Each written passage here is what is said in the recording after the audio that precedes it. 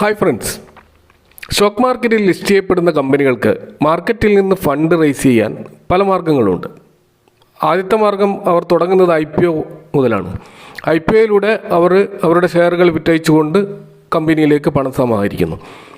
ഇനി വീണ്ടും ലിസ്റ്റ് ചെയ്യപ്പെട്ട ഈ കമ്പനിക്ക് പണം ആവശ്യമുണ്ടെങ്കിൽ അവർക്കുള്ള ഒരു ഫെസിലിറ്റിയാണ് FPO എന്ന് പറയുന്ന ഫെസിലിറ്റി, അതായത് ഫോളോ അപ്പ് പബ്ലിക് ഓഫർ. അപ്പോൾ IPO പോലെ തന്നെ വളരെ സങ്കീർണമായ പ്രോസസ് ആയതുകൊണ്ട് തന്നെ FPOയിലൂടെ മാർക്കറ്റിൽ നിന്നും പണം റൈസ് ചെയ്യുക എന്നുള്ളത് കമ്പനികളെ സംബന്ധിച്ചിടത്തോളം വളരെയധികം സമയമെടുക്കുന്ന ഒരു ഏർപ്പാടാണ്. കൂടാതെ ഇവിടെ കമ്പനി പുതിയ ഷെയറുകൾ മാർക്കറ്റിൽ ഇറക്കണം. അതുകൊണ്ട് പണം വരുന്നത് കമ്പനിക്കാണ്, കമ്പനിയുടെ അക്കൗണ്ടിലേക്കാണ് പണം വരിക. അപ്പോൾ കമ്പനിയുടെ വികസനങ്ങൾക്കും അതുപോലെ അതിൻ്റെ കടം വീട്ടാനും ഇങ്ങനെയുള്ള ആവശ്യങ്ങൾക്കാണ് ഈ പണം ചെലവഴിക്കേണ്ടത്. ഇനി മറ്റൊരു മാർഗമുള്ളത് റൈറ്റ് ഇഷ്യൂ ആണ്. ഇവിടെയും പണം റൈസ് ചെയ്യാൻ മറ്റൊരു വഴിയാണ് റൈറ്റ് ഇഷ്യൂ. ഇവിടെ പ്രോസസ്സ് ചെയ്യുന്നത് അല്ലെങ്കിൽ അതിൻ്റെ സ്പീഡ് FPOനേക്കാളും കുറച്ച് ഫാസ്റ്റാണ്. അതുകൊണ്ട് തന്നെ പ്രോസസ്സിംഗ് ഒക്കെ വളരെ എളുപ്പമാണ്. FPOയിലേതുപോലെ തന്നെ ഇവിടെ കമ്പനിയുടെ ആവശ്യങ്ങൾക്കാണ് ഫണ്ട് റൈസ് ചെയ്യുന്നത്. അതുകൊണ്ട് തന്നെ പുതിയ ഷെയറുകളാണ് ഇഷ്യൂ ചെയ്യുന്നത്. അപ്പോൾ വിറ്റ് കിട്ടുന്ന ഈ പണം ഉപയോഗിക്കുന്നത് കമ്പനിയുടെ വികസനത്തിന് വേണ്ടിയും അതിൻ്റെ ഡെപ്റ്റ് റിഡക്ഷനൊക്കെ വേണ്ടിയുമായിരിക്കും ഈ പറയുന്ന ഈ റൈറ്റ് ഇഷ്യൂവും യൂസ് ചെയ്യുന്നത്. എന്നാൽ ഇതിൽ നിന്നും വ്യത്യസ്തമായ ഒരു സാധനമാണ് OFS എന്ന് പറയുന്നത്, അതായത് ഓഫർ ഫോർ സെയിൽ എന്നാണ് ഇതിൻ്റെ ഫുൾ ഫോം. ഇവിടെ പുതിയ ഷെയറുകൾ ഇഷ്യൂ ചെയ്യുന്നില്ല. ഓൾറെഡി പ്രൊമോട്ടറുടെ കയ്യിലുള്ള ഷെയറുകൾ അയാൾ വിറ്റഴിക്കുകയാണ്. ആ പണം അയാൾക്ക് ഇഷ്ടം പോലെ വകമാറ്റി ഉപയോഗിക്കാവുന്ന, അയാൾ പേഴ്സണൽ ആവശ്യത്തിന് ഉപയോഗിക്കാം, അല്ലെങ്കിൽ മറ്റ് ഇൻവെസ്റ്റ്മെൻറ്റിനോ അല്ലെങ്കിൽ മറ്റ് കടം വീട്ടാനോ ഒക്കെ അത് ഉപയോഗിക്കാം. അപ്പോൾ ഈ ഒരു സംവിധാനം 2012 മുതലാണ് സെബി അനുവദിച്ചത്. പ്രത്യേകിച്ച് സർക്കാർ കമ്പനികൾക്ക് തങ്ങളുടെ ഹോൾഡിംഗ് വിറ്റഴിക്കാനുള്ള ഒരു സൗകര്യത്തിന് വേണ്ടിയാണ് ഈ ഒരു സൗകര്യം സെബി ഒരുക്കിയിരിക്കുന്നത്. അപ്പോൾ ലിസ്റ്റ് ചെയ്ത ടോപ്പ് 200 കമ്പനികൾക്ക് മാത്രമേ ഇപ്പോൾ ഈ സൗകര്യം സെബി അനുവദിച്ചിട്ടുള്ളൂ. അപ്പോൾ വിൽക്കാൻ ഉദ്ദേശിക്കുന്ന ഷെയറുകൾ എത്രയെന്നും അതിൻ്റെ ഫ്ലോർ പ്രൈസ് എത്രയാണെന്നും അതുപോലെ റീറ്റെയിൽ ഇൻവെസ്റ്റേഴ്സിനും നോൺ റീറ്റെയിൽ ഇൻവെസ്റ്റേഴ്സിനും എത്രമാത്രം ഷെയറാണ് നീക്കിവെച്ചതും അതുപോലെ ഓഫർ ഡേറ്റുകൾ ഏതൊക്കെയാണ്, സമയപരിധി, ഇതെല്ലാം പറഞ്ഞുകൊണ്ട് ഒരു ഡീറ്റെയിൽസ് ഇവർ സെബിക്ക് കൊടുക്കുകയാണ് വേണ്ടത്. വിതിൻ 2-3 ദിവസം കൊണ്ട് തന്നെ നമുക്ക് OFS മാർക്കറ്റിൽ ഇറക്കിയിട്ട് പൈസ കളക്ട് ചെയ്യാവുന്നതാണ്. അപ്പോൾ ഇങ്ങനെ സർക്കാർ പലപ്പോഴും OFSലൂടെ അവർ ഷെയർ വിറ്റഴിക്കാറുണ്ട്. ഇപ്പോൾ കോൾ ഇന്ത്യ ആയാലും NHPC ആയാലും SJVN ആയാലും പല സ്റ്റോക്കുകളിൽ നടന്നിട്ടുണ്ട്.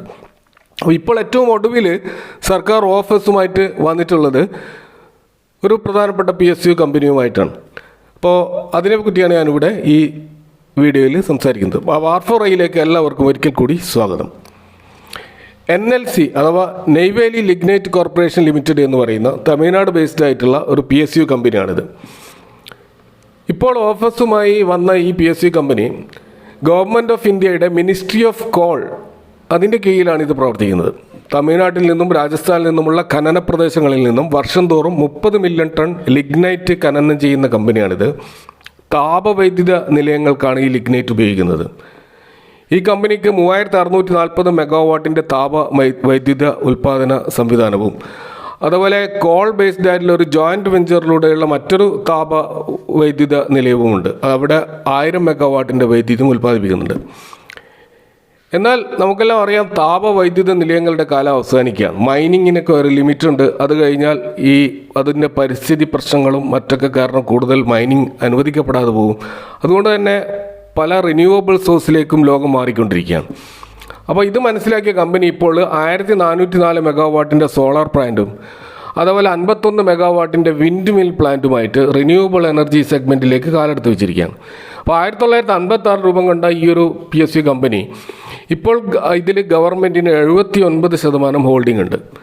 എന്നാൽ ഒരു നിയമം ഇവിടെ നിലവിലുണ്ട്. അതായത് ലിസ്റ്റ് ചെയ്ത കമ്പനികളിൽ പ്രൊമോട്ടർമാരുടെ സ്റ്റേക്ക് 75% കൂടരുതെന്ന് സെബിയുടെ ഒരു നിയമം സ്റ്റോക്ക് എക്സ്ചേഞ്ച് നിലവിലുണ്ട്. അപ്പോൾ ഒറ്റയടിക്ക് ഈ ഒരു 75%ലേക്ക് പ്രൊമോട്ടർ ഹോൾഡിംഗ് കുറച്ചു കൊണ്ടുവരിക എന്ന് പറയുന്നത് അത്ര എളുപ്പമുള്ള കാര്യമല്ല. അതുകൊണ്ട് തന്നെ അവർക്ക് കൂടുതൽ സമയം അനുവദിക്കാറുണ്ട്. ഇപ്പോൾ ഒറ്റയടിക്ക് ഇത് വിറ്റഴിക്കാൻ പറ്റാത്തത് കൊണ്ട് തന്നെ ഈ ലിസ്റ്റ് ചെയ്ത ശേഷം 3 വർഷത്തെ സമയപരിധിയാണ് സെബി അതിന് അനുവദിച്ചിട്ടുള്ളത്. എന്നാൽ PSU കമ്പനികൾക്ക് ഇവിടെ റിലാക്സേഷൻ അനുവദിക്കാറുണ്ട്. അപ്പോൾ ഇവിടെ പറയപ്പെടുന്ന ഈ ഒരു NLC സ്റ്റോക്കിൽ 79% ഗവൺമെൻറ് ഹോൾഡിംഗ് ഉള്ള ഈ സ്റ്റോക്ക് റിന്യൂവബിൾ സെഗ്മെൻറ്റിലേക്ക് കടന്നതോടെ ഈ സ്റ്റോക്കിന് ഡിമാൻഡ് വർദ്ധിച്ചിരിക്കുകയാണ്. വർഷങ്ങളായി യാതൊരു അനക്കവുമില്ലാതെ കിടന്ന ഈ സ്റ്റോക്ക് കഴിഞ്ഞ ഒരു വർഷം 178% ഒരു മൾട്ടി ബാഗർ റിട്ടേൺ ആണ് നൽകിയത്. കഴിഞ്ഞ 6 മാസം 57% റിട്ടേണും ഈ കമ്പനി നൽകിയിട്ടുണ്ട്. അതിൻ്റെ ജൈത്രയാത്ര ഇങ്ങനെ തുടർന്നുകൊണ്ടേയിരിക്കുകയായിരുന്നു.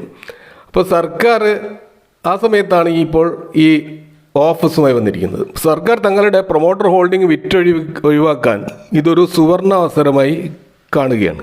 കാരണം നല്ല വില കിട്ടും എന്നുള്ളത് കൊണ്ട് തന്നെ സർക്കാരിൻ്റെ ഷെയർ വിറ്റേക്കാനുള്ള നല്ലൊരു അവസരമായിട്ട് സർക്കാർ ഇതിനെ കാണുന്നു.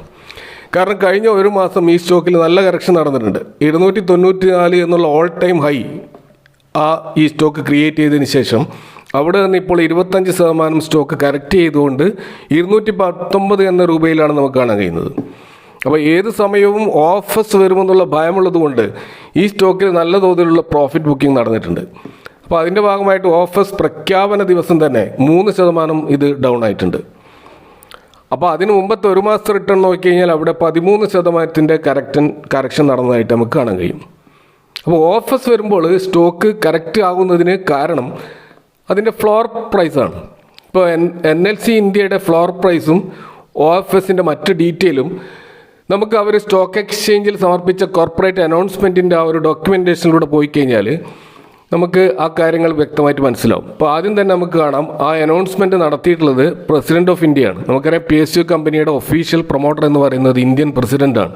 അപ്പോൾ 10 രൂപ ഫേസ് വാല്യൂ ഉള്ള ഈ ഷെയർ ഇന്ത്യൻ പ്രസിഡന്റ് തൻ്റെ പ്രൊമോട്ടർ ഹോൾഡിങ്ങിൽ നിന്നും 5% ഒരു ഘട്ടമായിട്ടും 2% വേറെ ഘട്ടവുമായിട്ടും ഇറക്കുകയാണ്. അപ്പോൾ ഈ 5% എന്ന് പറയുമ്പോൾ തന്നെ അത് 6,93,31,830 ഷെയറുകളാണ്. അപ്പോൾ ഈ ഷെയറുകൾ നോൺ റീറ്റെയിൽ ഇൻവെസ്റ്റേഴ്സിന് മാർച്ച് 7-ാം തീയതി, അതായത് കഴിഞ്ഞ ദിവസം വിൽപ്പനയ്ക്ക് വെച്ചിട്ടുണ്ടായിരുന്നു. അവർ അതിൽ ലേലം വിളി നടത്തിയിട്ട് സബ്സ്ക്രിപ്ഷൻ നേടിയിട്ടുണ്ടാവാം.